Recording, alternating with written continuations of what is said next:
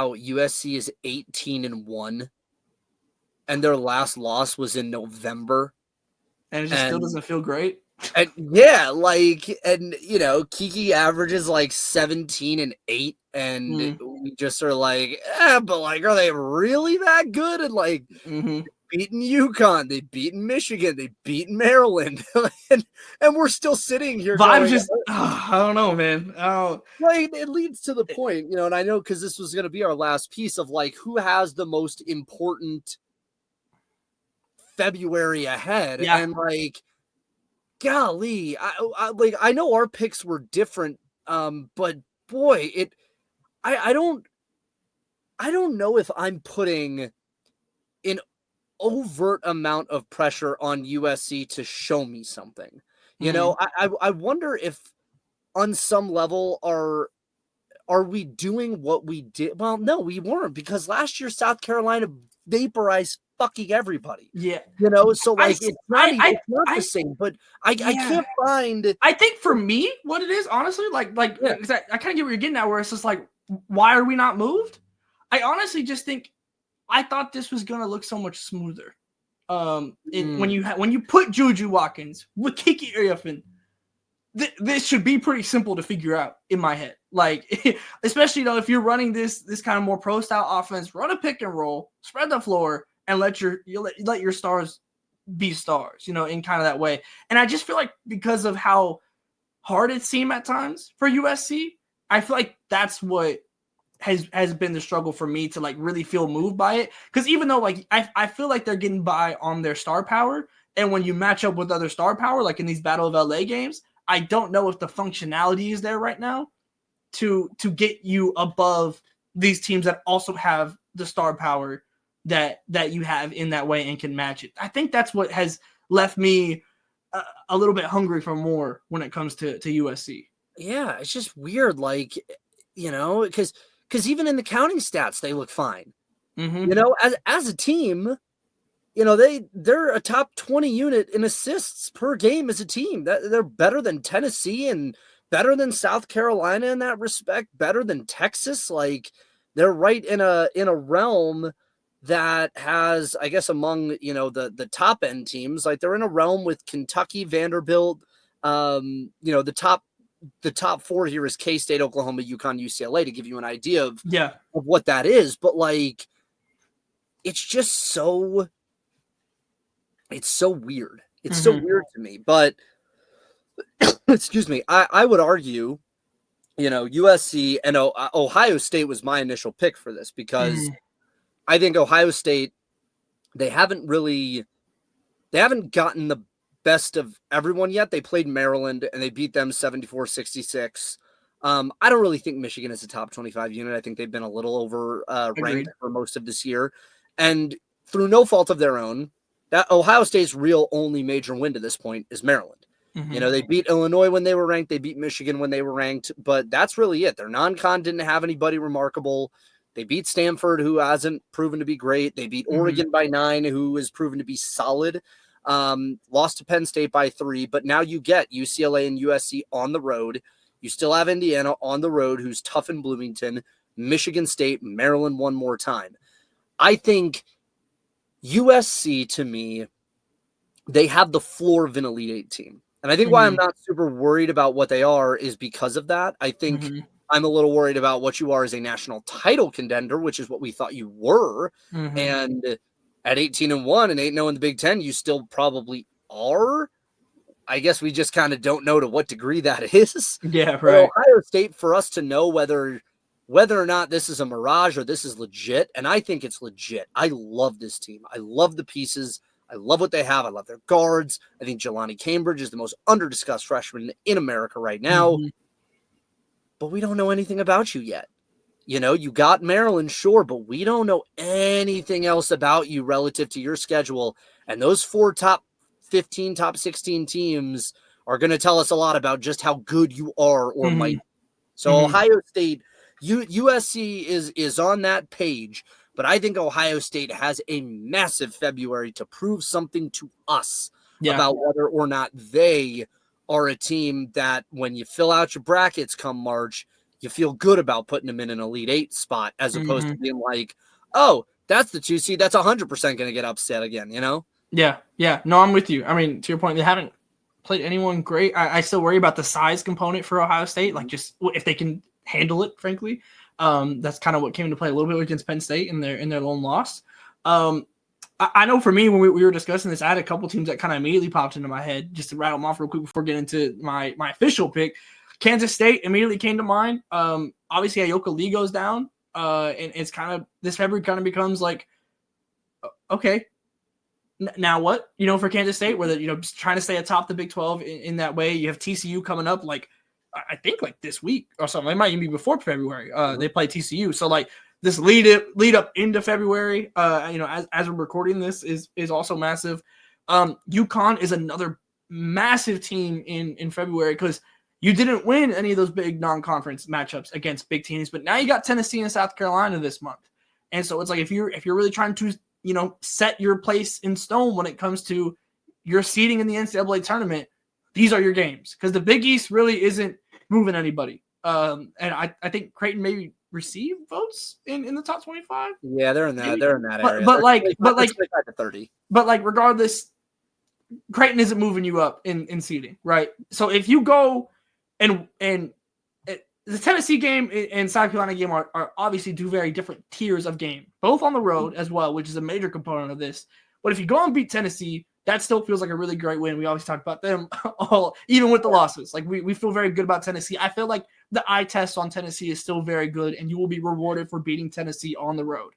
South Carolina, obviously, if you go and beat South Carolina on the road, man, you're in a completely different echelon that we maybe had even been talking about you in. Yes. So the two major games for UConn in that way.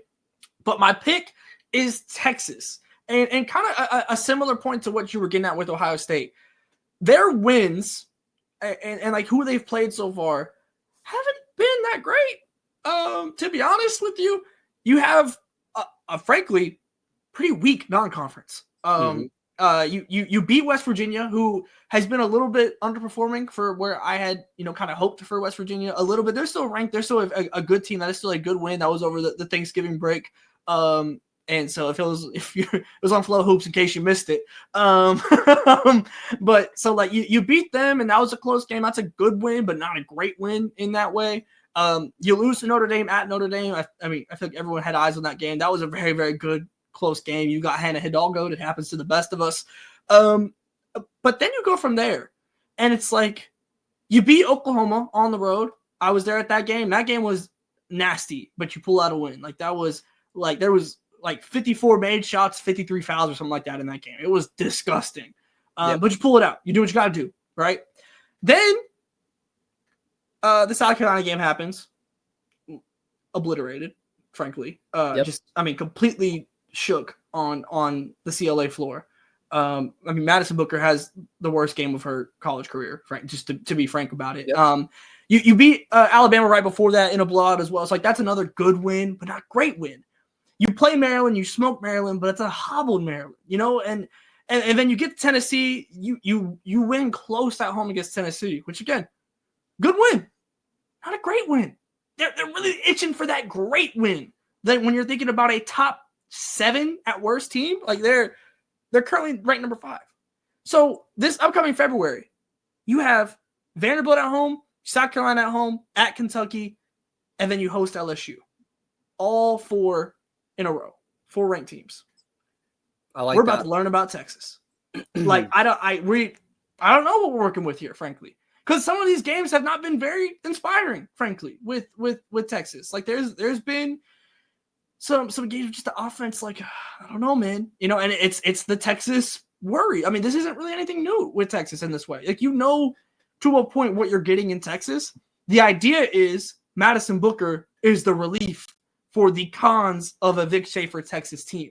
Yeah. And so, I mean, especially that South Carolina game, like how does Madison Booker respond? Obviously on her home court now, presumably, like a little bit better suited for the moment of this game, just as the whole team, because the whole team looked shook in that game. The missed layups, obviously Madison Booker struggled. I don't want to just put it on Booker because the whole team just looked shook in that game at CLA.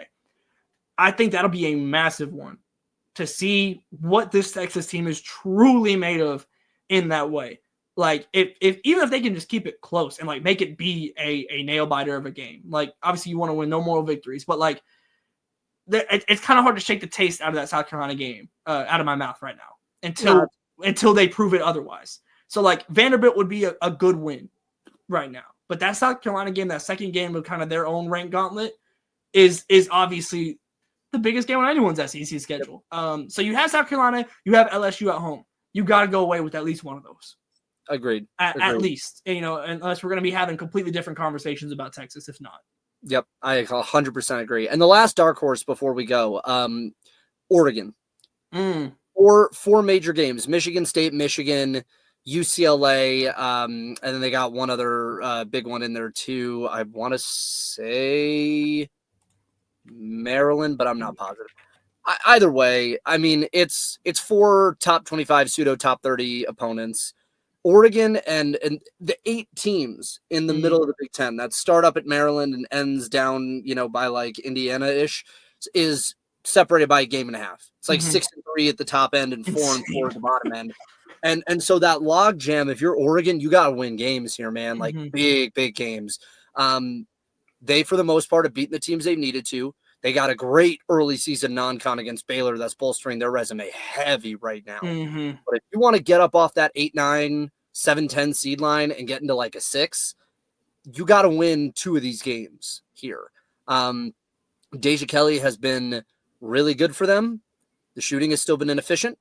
This is not your older brother's Oregon team or your older sister's Oregon team. Like, they win defensively and they win in kind of like a gnarly way, especially in Big Ten play. Like, this is not 79 to 77 games the way we're used to watching Oregon play. Like, they beat Iowa 50-49.